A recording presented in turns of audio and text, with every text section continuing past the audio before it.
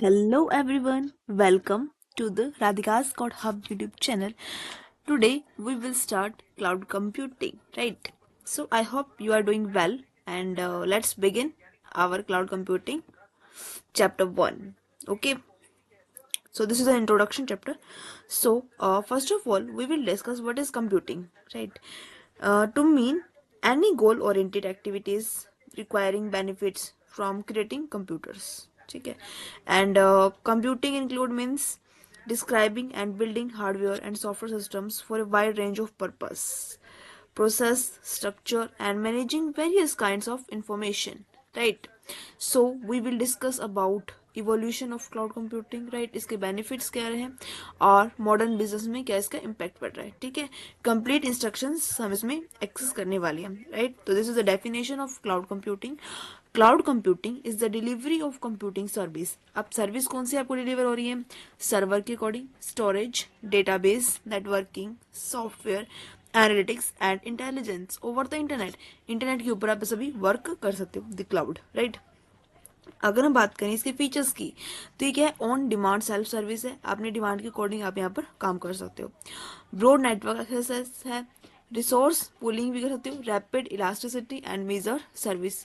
इन्हीं फीचर्स को हम आगे कंप्लीट ब्रीफ भी एक्सेस करने वाले हैं, ठीक है.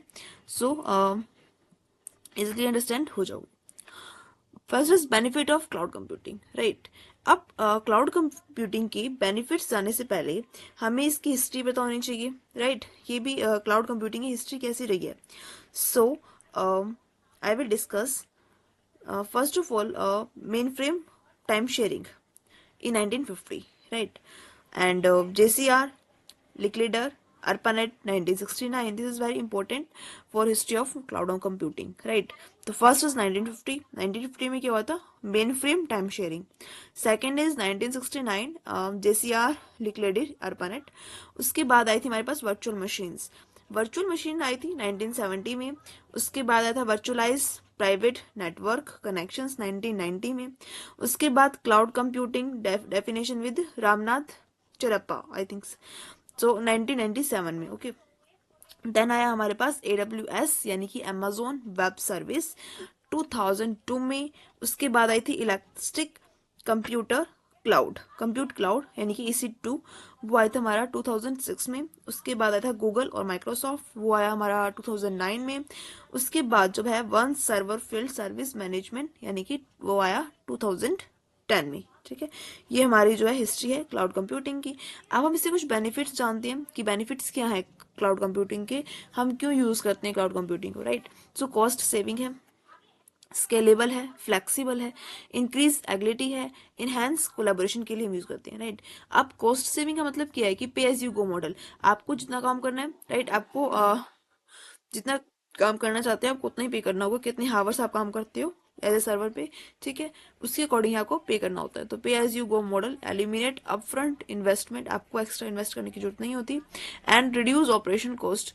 तो अगर आप कहीं और करते हो आपको परचेज करना पड़ता सर्वर, तो यहाँ पर ऐसे प्रॉब्लम नहीं है. आपको परचेसिंग नहीं करनी है. आपको कितना टाइम स्पेंड करना है, कितना टाइम यूज करना है, तो pay as you go model use होता है इसमें, ठीक है, जिसके कारण हमारी कॉस्ट सेव हो जाती है.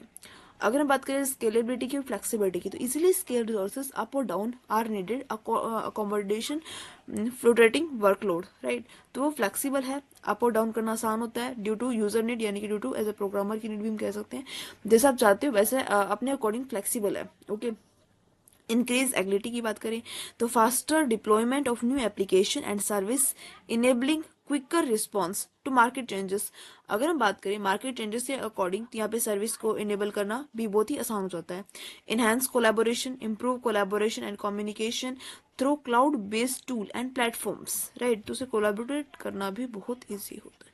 अगर हम बात करें टाइप्स ऑफ क्लाउड सर्विस की, this is very most important topic, right.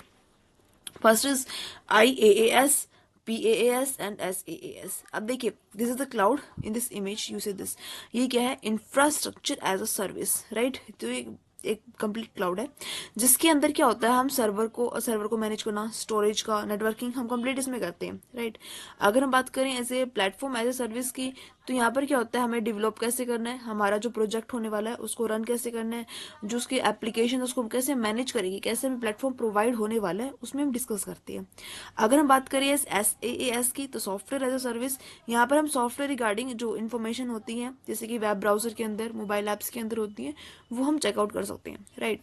सो हम इसी कंप्लीट डेफिनेशन रीड करती है now, IaaS, right. Infrastructure as a service provide access to basic computing resources like server, storage and networking. Server के ऊपर हमें क्या करना है, स्टोरेज कैसे, नेटवर्किंग, तो हम कंप्लीट उसको एक्सेस कर सकते हैं। अगर हम बात करें नेक्स्ट प्लेटफॉर्म की, तो offer a platform for developing, running and managing applications including development tools and run time environment. Okay, अगर हम बात करें as a software as service की, तो deliver software application over the internet, user access and use application through web browser and mobile apps, ठीक है, तो उसमें हम एक्सेस कर सकते हैं, ठीक है। उसके बाद हम डिस्कस करते हैं, 3 टाइप की होती है क्लाउड, पब्लिक होता है, प्राइवेट होता है और हाइब्रिड होता है, राइट। अगर हम बात करें जैसे पब्लिक की, जनरल सी बात है, पब्लिक के अंदर हमारी सिक्योरिटी नहीं होती है, राइट, लेस सिक्योरिटी होती है। सो शेयर इंफ्रास्ट्रक्चर होता है, कोई भी डेटा इजिली शेयर कर सकते हैं रिसोर्सेज के ऊपर, and service available to general public, public होगा सभी इसको एक्सेस कर पाते हैं, राइट। और अगर हम बात करें प्राइवेट की, तो प्राइवेट में क्या होता है कि एक कंप्लीट ऑर्गेनाइजेशन होती है, वही यूज कर सकती है, ठीक है, हर पर्सन हर बंदा उसको यूज नहीं कर सकता है, राइट। तो dedicated infrastructure for a specific organization providing more control and security, तो यहाँ पर सिक्योरिटी भी हमें ज़्यादा मिलती है क्योंकि प्राइवेसी आ जाती है, ठीक है। और हाइब्रिड के अंदर हम बात करें तो पब्लिक भी होता है, प्राइवेट भी होता है कुछ डेटा, तो combine public and private cloud resources offering flexible and cost optimization, right, तो उसमें जो है ऐसे हम क्लाउड का यूज करते हैं। अगर मैं बात करूं evolution of cloud computing, right, कि कैसे इसका इवोल्यूशन हुआ, फर्स्ट आई थी हमारे पास डिस्ट्रीब्यूटेड कंप्यूटिंग, वो आई थी हमारे पास 1915 में। उसके बाद आई मेन फ्रेम कंप्यूटिंग, फिर आया क्लस्टर कंप्यूटिंग, उसके बाद ग्रिड कंप्यूटिंग, ठीक है, उसके बाद आया वर्चुअलाइजेशन, उसके बाद वेब 2.0, उसके बाद सर्विस कंप्यूटिंग आई थी, उसके बाद आया क्लाउड कंप्यूटिंग 2007 में, राइट। तो इस टाइप का इसमें इवोल्यूशन हुआ था। ओके, सो ये चीज़ें पता होनी चाहिए। अब हम बात करते हैं जैसे cloud computing deployment model, model कहा रहा है 3 टाइप्स का होता है, ऑन प्रीमिसाइज होगा, ऑफ प्रीमिसाइज होगा और एज कंप्यूटिंग होती है। ऑन प्रीमिसाइज में हम क्या करते हैं कि ट्रेडिशनल मॉडल, क्योंकि क्लाउड कंप्यूटिंग आने से पहले क्या ट्रेडिशनल मॉडल होते थे, अब traditional model where IT infrastructure is located on site and manage by the organization, जो कि ऑर्गेनाइजेशन जो होती है ना उसको मैनेज करना, ठीक है, तो ऑन प्रीमिसाइज होगा। ऑफ प्रीमिसाइज का मतलब क्या होता है कि थर्ड पार्टी उसको एक्सेस करती है, जैसे कि रिमोट वर्क होता है वैसे ही होने वाला है। तो cloud service are hosted by third party provided and as a access remotely access होता है, ठीक है। उसके बाद हम बात करते हैं एज एज कंप्यूटिंग की, data is process closer to the source reducing latency and improve performance, ठीक है, तो हम इसके अंदर क्या है परफॉर्मेंस को इंक्रीज इजिली कर पाते हैं। अब हम बात करें एज ए की consideration of A cloud migration, की क्लाउड माइग्रेशन के अंदर क्या है, असेसमेंट, प्लानिंग, इम्प्लीमेंटेशन, ऑप्टिमाइजेशन, ठीक है, इस टाइप की होती है। फर्स्ट इज क्या है असेसमेंट, असेसमेंट में क्या होगा कि आपको एनालाइज करना करंट इंफ्रास्ट्रक्चर के बारे में, एप्लीकेशंस के बारे में, data to identify migration needs, क्या क्या उसकी नीड्स है उसके अकॉर्डिंग, राइट। अब नीड्स क्या हो सकती हैं, वो स्केलेबल है कि नहीं है, परफॉर्मेंस कैसी है, उसकी प्रोडक्टिविटी कैसी है, फ्लेक्सिबल है कि नहीं है, कॉस्ट कैसी है, सिक्योरिटी, प्रॉफिटेबल है कि नहीं है, एग्रिटी और रिकवरी, ठीक है।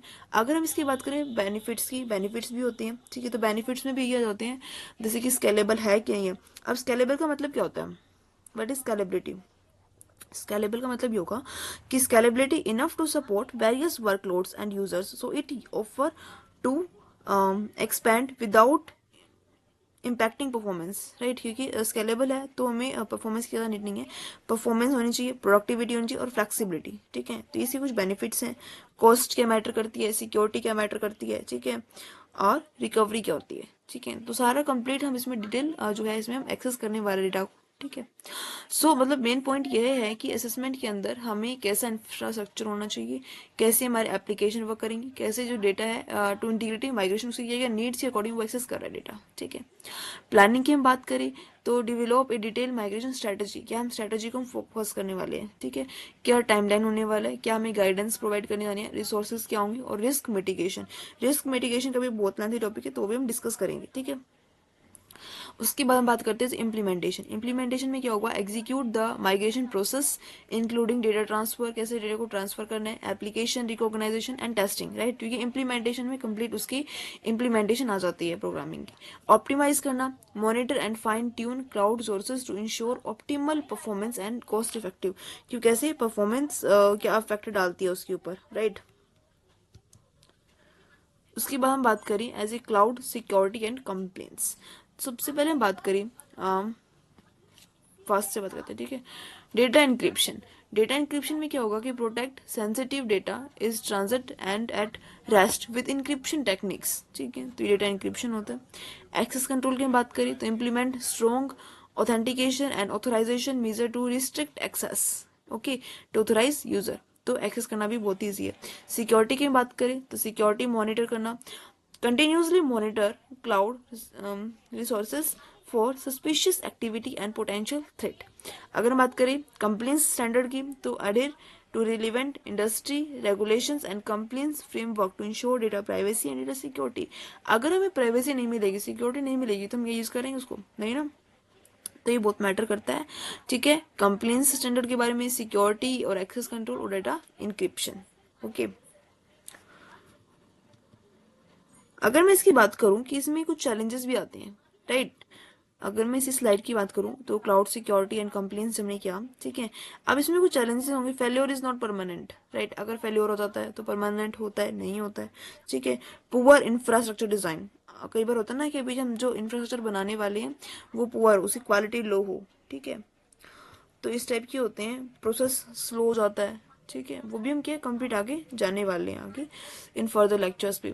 अभी आपको आइडिया हो जाएगा कि हम क्या क्लाउड कंप्यूटिंग में रीड आउट करने वाले हैं, ठीक है। तो emerging trending in cloud computing, sir first क्या है, सर्वर लेस कंप्यूटिंग, यानी कि आपको खुद का सर्वर परचेज करने की बिल्कुल जरूरत नहीं है, आपको सर्वर बना बनाए, आपको बस क्या यूज करना है अपने अकॉर्डिंग, राइट, तो सर्वर लेस कंप्यूटिंग होने वाली है।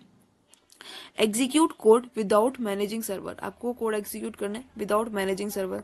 अगर आप ऐसे प्रोग्रामर, आपको क्या सर्वर परचेज करना, उसको मैनेज करना, उसको सिक्योर रखना, तो क्या है काम बढ़ जाता है ना, तो ऐसा कुछ नहीं है, सर्वर लेस कंप्यूटिंग है, एग्जीक्यूट करो without managing server. Simplified development and reducing cost, यहाँ पे रिड्यूस कॉस्ट हो जाती है क्योंकि आपको सर्वर परचेज नहीं करना होता, ठीक है। एज कंप्यूटिंग की हम बात करें तो processing data closer to the source, reducing latency and improving performance for application. अगर हम बात करें एआई एंड मशीन लर्निंग की, right, so AI and machine learning में क्या बात आती है कि कंपैटिबल है फॉर डेटा एनालाइज करने के लिए, ऑटोमेशन के लिए, डेटा को ऑप्टिमाइज करने के लिए हम इसका यूज करते हैं, राइट।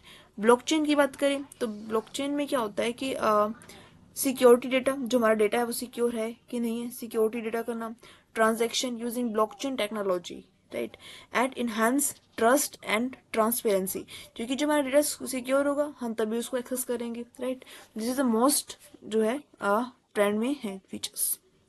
उसके बाद हम बात करें as a benefits and risk of cloud computing, right, तो बेनिफिट्स कौन कौन से होते हैं, you see this cost saving, right, हमारी सेविंग कॉस्ट करना, स्केलेबल है, फ्लेक्सिबल है, इम्प्रूव परफॉर्मेंस है, इनहेंस कोलैबोरेशन और increase ability, right, this is the benefits.